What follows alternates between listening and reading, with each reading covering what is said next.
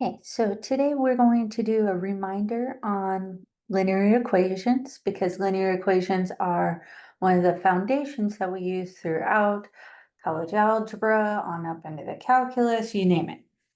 Okay, so a couple of reminders.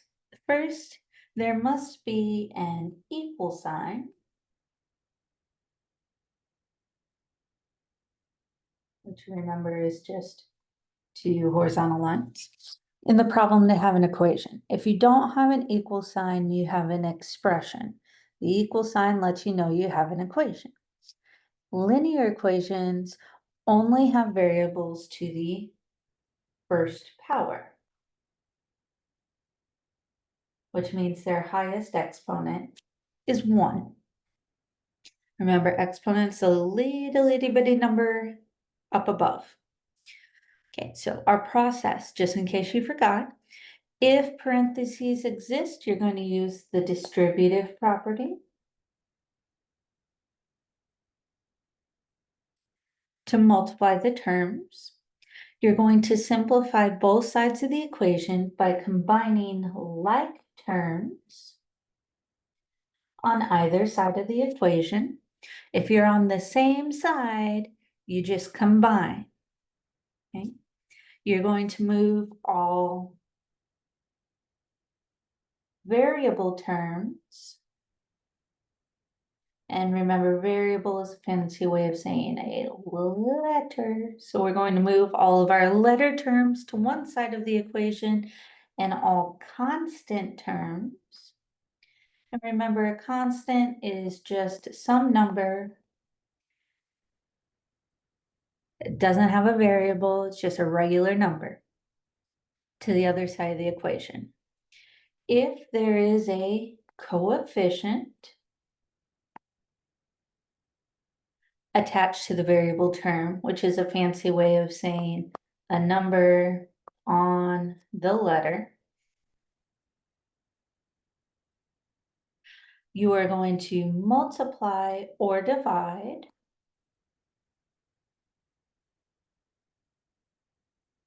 to get the variable term by itself. Okay.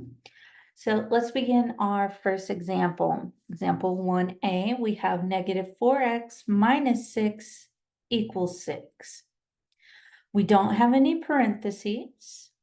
If we look at our sides of our equation, we have the left side and the right side, just separating them with a dashed line through the equation.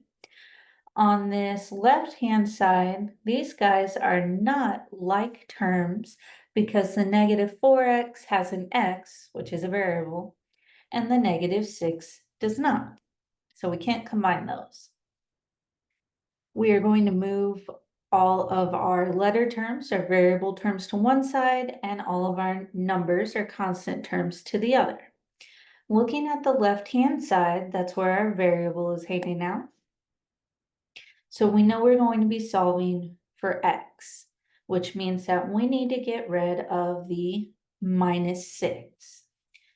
Since we are moving from one side to the other, we are going to do the opposite. Since we're already subtracting a 6, we are going to add 6 to both sides. Negative 6 plus 6, you're no longer in debt. That clears out. So we have just negative 4x left on the left-hand side. 6 plus 6 gets us 12. And now we need to get that x by itself. We have all of our variable terms on the left side, all of our constant terms on the right.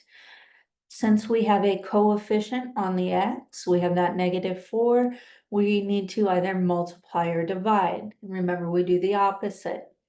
Negative 4 times x means that we need to divide both sides by negative 4 to make the negative 4 on the left cancel out. Negative 4 divided by negative 4 is 1, so they go away.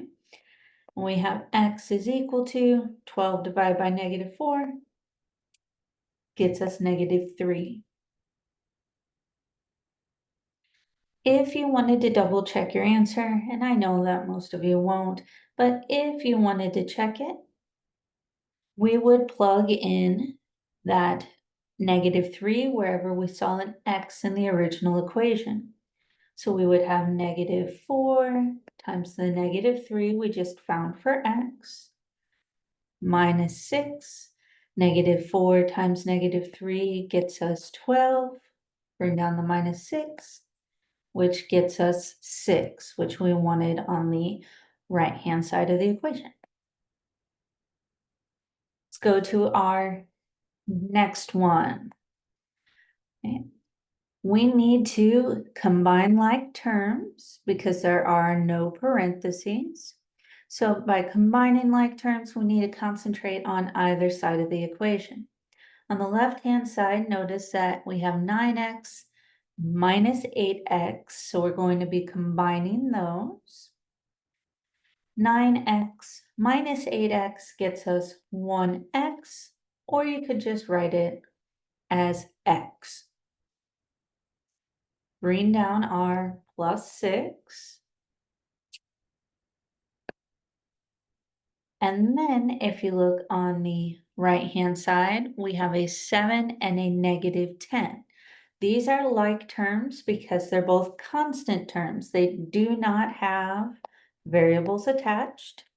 7 minus 10 gets us -3. We're not done solving because we do not have x by itself on the left-hand side. We need to get rid of that +6, our plus 6. The opposite of addition is subtraction, so we're going to subtract 6 from both sides of our equation.